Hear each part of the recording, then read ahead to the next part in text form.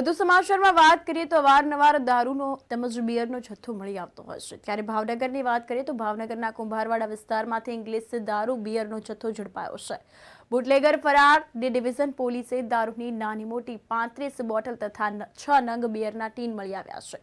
કુલ રૂપિયા 6368નો મુદ્દામાલ કબજે કર્યો છે। તો ભાવનગર શહેરમાં માળિયા રોડ પર રહેતા એક બુટલેગરના ઘરે રેડ પાડી હતી તો ઇંગ્લિશ દારૂ તેમજ બિયરનો જથ્થો મળી આવ્યો હતો।